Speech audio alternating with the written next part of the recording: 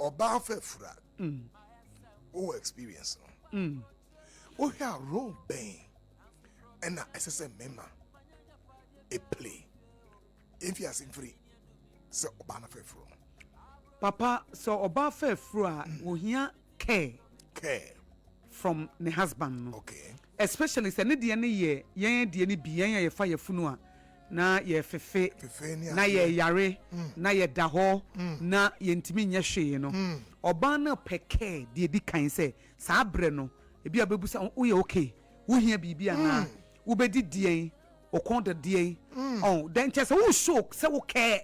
Okay. I say ade na o famu no whatever help be obetimi offer at that time obenum nsuo no akọ kitchen no akọ fa nsuo de abre no obedidi wo de transement ko ba bia me de aduane na ebro na de aduane na bre no ye pesa but say wo yere nyem na wote ho na tum so ba na bre bi kra wo mfi no no no an ko fa say ne normal life no sa te say ni bi answer sign wo de obetena ho na miamia wo fon so. So one show care and mobile feels lonely. Okay. As on uncle na carry burden no. I won't share that burden with anyone. Okay. And the to me papa you hear empathy. Empathy is I want you to feel my pain. I say we feel me. I said the we share me mpaboa mu no. Minim say we bema. Okay. Onyemo da. Onyemo so da. We are bad, Minim say one yamada, but we put him so yamada. Yami and Fasa privilege na amount. May or ban or the mammy, but me person who feel when your empathy be mammy. Any empathy and sympathy. And mammy. Okay. When you're a homo brubina, when you're timmy. Okay. At the mammy. Okay. Na and no, and yet so, but so who show us, oh, with the kafro won't hear you day no be some questions into one of me or this say into what china ya into opesa would that say na obey comfortable and me for pillow no kafro oba benumodro I'm sorry oh now so remember be say man be o command sa adokodoko nsemiya efe de o ha ahomache be 1 o'clock so be di wache papa na ye day Osi obedi wache. Papa na ye dey. One day am ko fa wache. We nya bata no pa no betimi akoto bia bre. Enti wo de mema na nya wahi. Okay. That is the point. That's a very Be bi wo ho ana eye na hi. E na wo tete wo dodo. Na wo ni ada wo nko na wo nyem. Me ma me wo 15.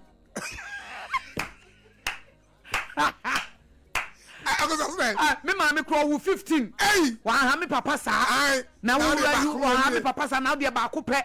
But you me ma crow 15 cra back open and I say we are and you not one more banner feel say 18 or baby or onya sa timano any humo bruni finikunu ho eti e basa na odiyaw e basa na odiyaw or baby or and na obi ka kire me say papa me de menyima me kun krokro me ntimi nyim biem and wa wo one pe o se onyim baako de kwan ni kun de ne fa so any ateti or titi ninti anti akosia me nwu biem because menyem no me krum e ma me obepie kra o ma on papa so hu wakose baby wako etina ka oban nko a but oyire nyem kwa na se opon adwuma wo ba fie ntem right na wo be hwe se oye okay wo nam kwa so ba na obusa na se bibi wo ha wo bedi ana me ba me nto wo kondo bibi sa ne ma no nyina sa care empathy ne sympathy no e ma utim se ninse ne kwa na ne tirim ya ne de e minimize pain no kwa wo fa mu no okay sa the care the empathy and the sympathy from the husband no e wo kunu ho do papa e ma wo pain no even though a cough enya wo de because na me de me ho enya wo na ayi o sperms be wura me wumbu mu a enka me okay wo so akora ya me be wuru na wo DNA e wo ne mu e chakora na ye wo literally e wo dia so at yes enti say sa bre no one show bi enti and mama wo se me no nam sa journey nim mama wo se me no nam mu nya me nko na menya ade enya me nko na me pe me nyam na manyam okay na say husband na wo ye na me say because wo ye husbandry Unecha, Usiesie, to the fellow husband. Okay. And the husband in ye, ye say what do want to become the head of the house. Head of the house and your responsibility. Head of the house, so when I go and thank my money be saying, I say, me so no, me who's your name, the man.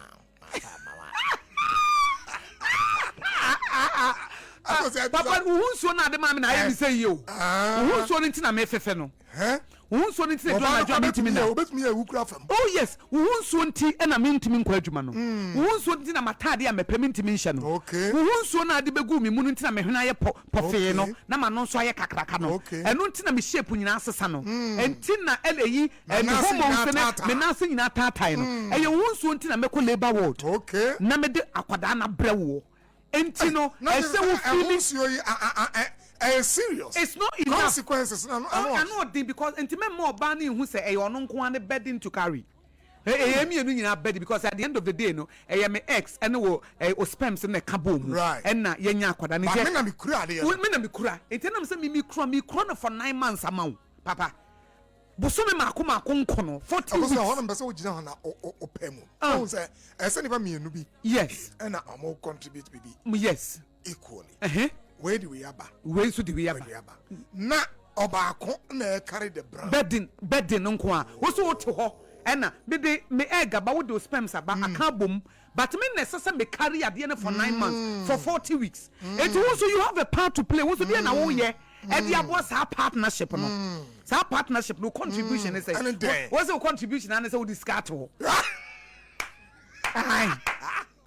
Because what do you about? Aye.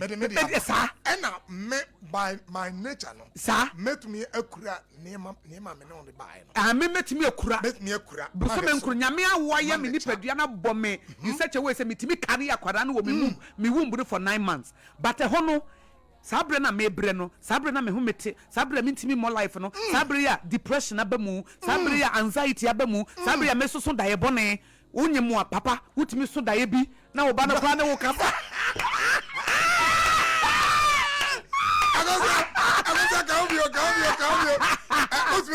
wutimi so dae what to nam wiem papa me say me ka say papa wutimi so dae me ka say menyem me de otoso num no menyem no me so dae bi na me pe oba Opa ba. Ebe pesa me wo ba. Ono ye be ma. Ono no me wo ba, me nya oba nso ba. Sa bre na magini mu me nya oba me pe. Okay. Etia me bompa afa me so da na ma wo be ma wo mu na nanim.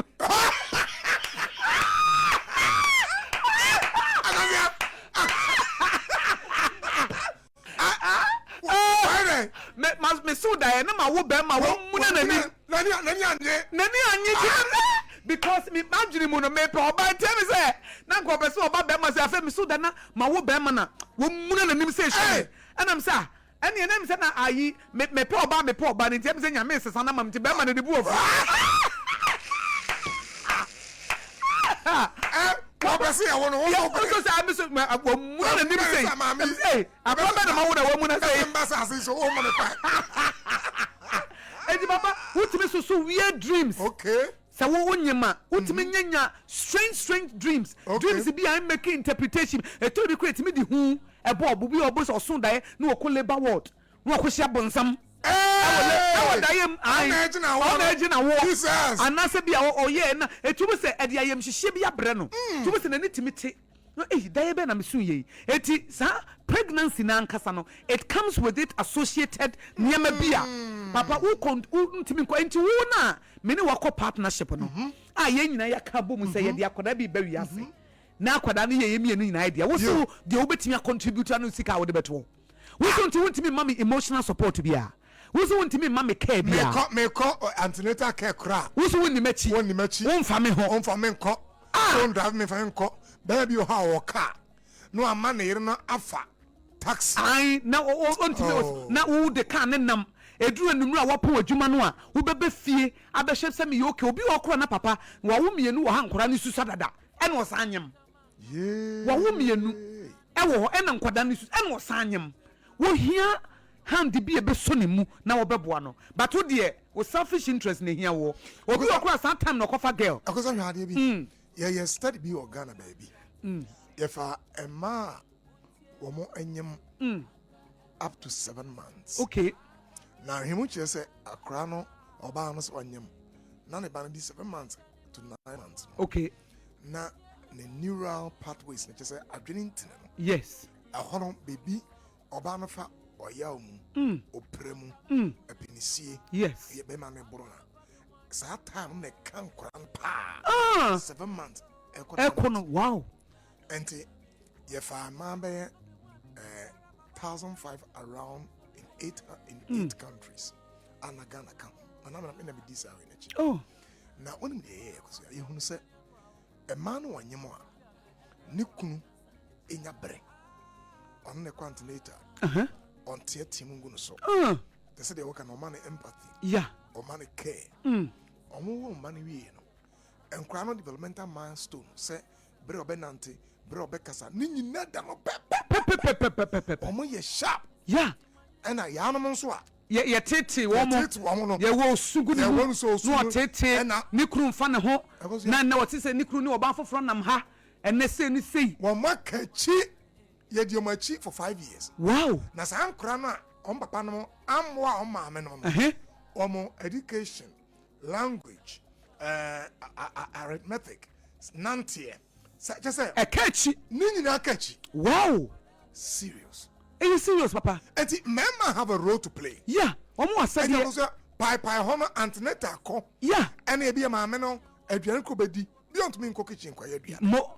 Berman, what should they do? Oh, yeah, Papa. Obani ko antenatal kojano. Okay. Would ye sekwan wa adwumem. Okay. Enye da bia na wobetimi. Ebi wa hu se beginning no, ebi akwa na monthly. Right.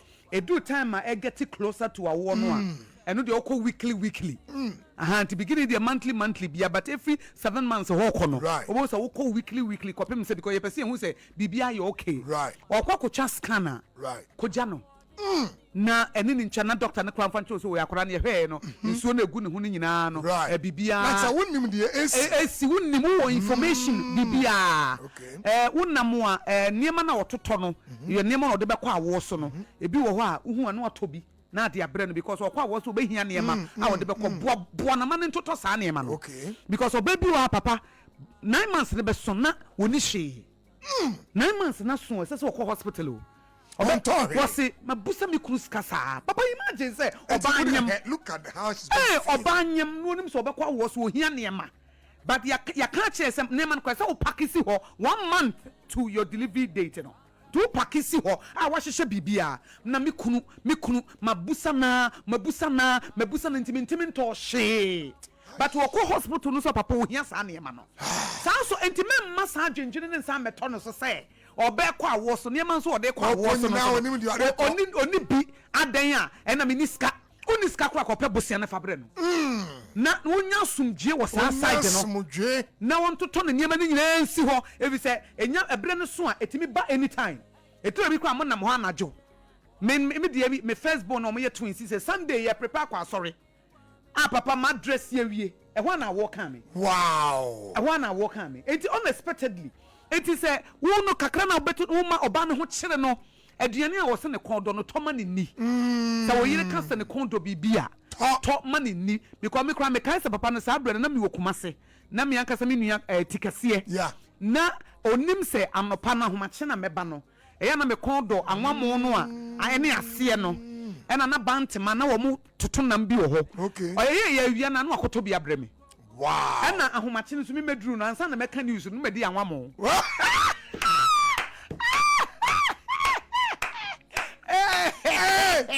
say why you anwamo no ma me di anwamo no why you ya sikosu de ato so ye de meko aso na pampam that's no wa sadi aka ho just na me diwi na me ho atome na papa say ko onyam na ko do bibi na wo diwi a na ho say we feel so good oba na kasa ne kondo bibi kra na da bia kondo we na da bia wo kondo we aba da bi eti ese ne didie mu no o kasa ne kondo because obi wo kro wontimi ne di kra eti sum no san kwa no so na wo sum no a edi sa enigie no etimi abre na metitu papa ne ma no toto no ma bibi anya excuse antenatal care ma bibi anya excuse na didie mu ma bibi anya anajo oda ho na wote so ye busan are you okay wobi wo ha wo yire nyem anajo no ye ish machi wo musa no na chese de wo ye no kra mahinu akoda ho papa ebi mu ye heartless o wa sorry wo wo yire dampa so oba ne nya de oye ho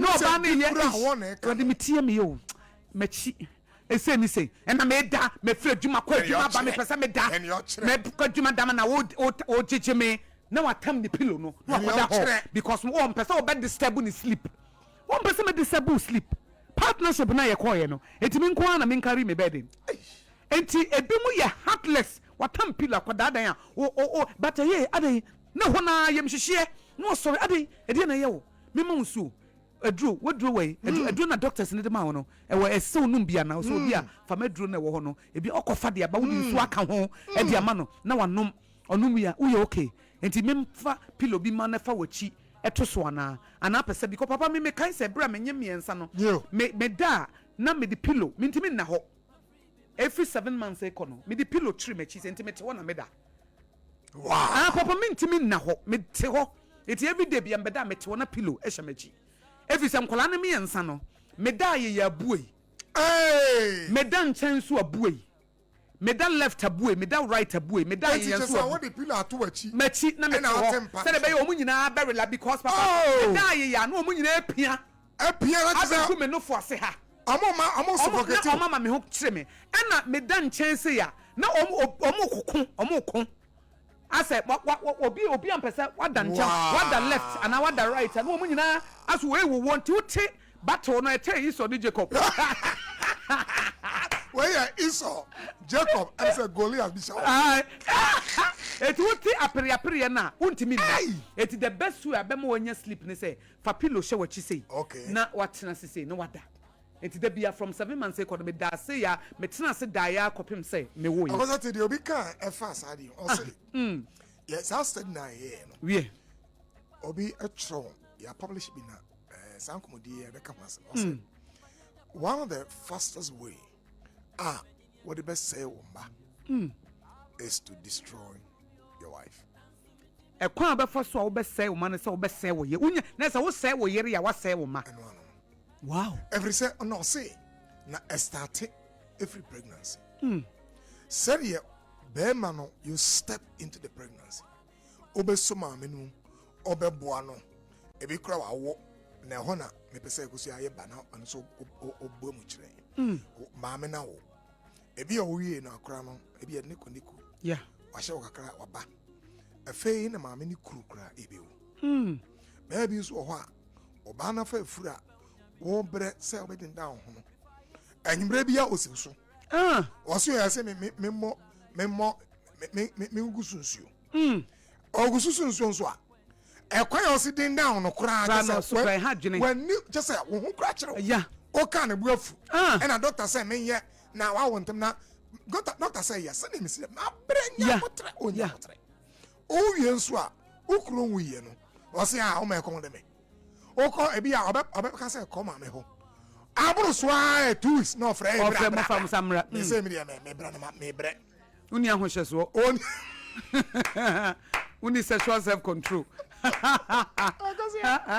ega ko so e ho no so boaye efe akora na ba what can the man do papa won se nkora na ba te sa time na akwada na ba no okay mu nyina nya de amobeda hey esa oti ase say we go back to your stranger bia be no na ye kem ento na dictate mu sleeping time obetiatiem omo na be kire mu sleeping time eti akwada na ba no wutimi ka se mi fradwuma ba ma bre eti ma bre nti no munya me ma na dabi wunya kura beduru wunim say throughout the day no ba no because they say exclusive breastfeeding eti every one na be say ofa akwada na ma no for every one na be an exclusive breastfeeding no kura de but the best way the best way eti every acha 30 minutes one na akura bi oso odidi pa I say me for born no odi nya no den say dwudi tim I say no for no ye ne de no for no ye ne de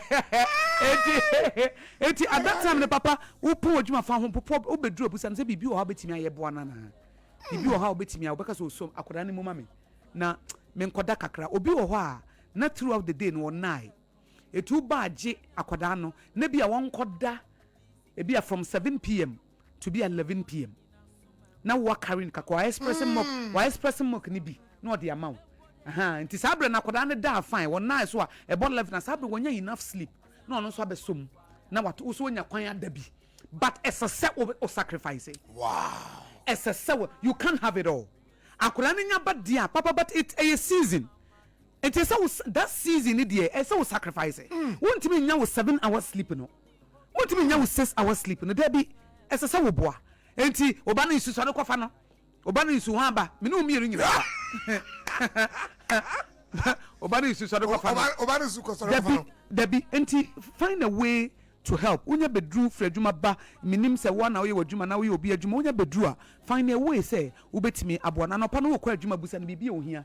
Oba no to be okacho so e ya to e breme e bia diapers e bia to diapers e breme to wipes e breme e bia ut fa we so ka ho sa na ma bia ohia no na wabo se ohia mo bi na se nipa bi ba fie ho bebo no a papa mama emphasize on this makwan ma ye meboa no makwan e be ma no makwan me pese obi e ba me fie me pese o ma me no abusuafo obi abeba fie ha me maami mom na me pesa oba but papa me man ntia say oba wo ye comfortable with no and opeso me say very important say oba wo nipa wo ye comfort and you na wo be choose caregiver na man just ono aka say pebi ma me right ai wo me pese me nua ba na betina wo nje no wo me pese eyi me maame ene wo me pese me maame nua ene men decide ma obanin decide because that time no won nim nipa obetimi because papa se wo dware me ba wo ye mase ba se do si dware me ba na mempe me de maka ba me maame de metimi aka kire ne say mami because me kan say me wo foforo me maame ba ya watam nsuo hie so de begu akwara nam se maame but your doctors nurses say etwam tete no ena na ye di sohie ye di gu akwada ba se se de ye nye ne sa nti o mama ye nuro bi